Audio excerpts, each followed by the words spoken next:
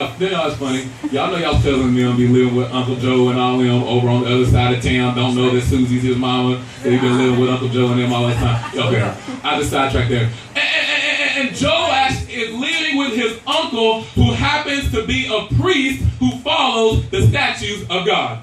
And so he's raised amongst the things and the people of God. And they're hiding him from the queen. She doesn't know. She's wreaking havoc in the village. I mean, she's killing folks. She's making them worship idol gods. She's making them worship the Phoenician gods, all the god of the river, the god of the mountain, the sun god, Baal. They've lost hope. These are God's people. The children of Israel, whom he called out, whom he delivered from Pharaoh, worshiping idol gods.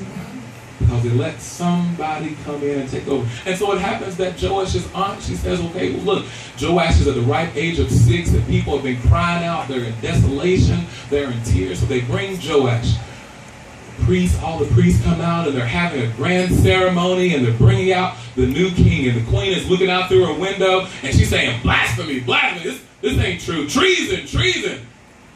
They take her out to the city, and they kill her. The enemy is defeated. Joash becomes king. His high priest uncle helps him serve, and he's following the statutes of God. That's just like us.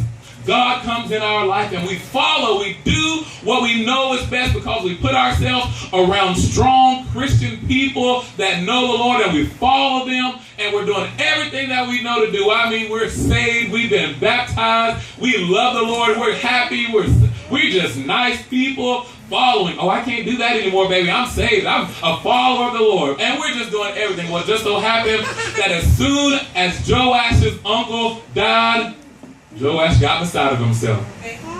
As soon as we get away from grandmama and them, just as soon as mama can't reach us anymore and pull us out, as soon as we get outside of the doors, we fall back into the ways of the world. Joash, I mean, the people were excited. They rebuilt the temple. They were doing everything that they knew was right. But because Joash lost sight of what God had for the people, he fell back into sin. And he began to worship those Phoenician gods. How many times do we find ourselves doing the very same thing? Prophet after prophet rises up and preaches and prophesies to the people of God. And they tell Elijah rises up, Joel rises up, and he says, in the midst of desolation, the Lord has a promise. And the promise is that he'll pour out his spirit upon all flesh. Not just the man, not just the woman.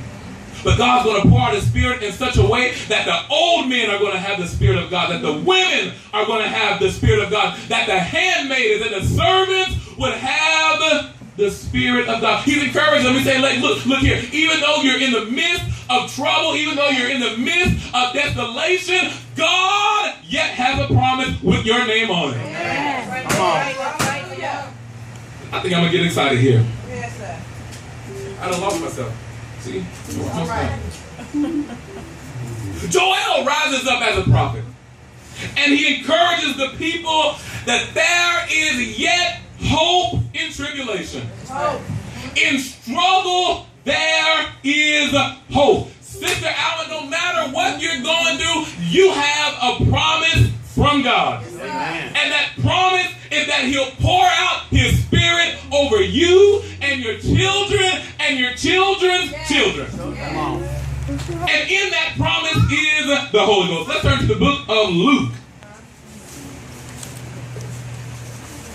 That's the Old Testament. Then Jesus comes on the scene for 2.5 years. He's ministering to the people.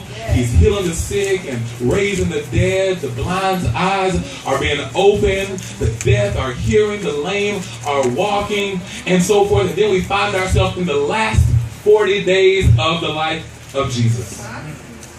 Jesus picks up this message of hope, and in the last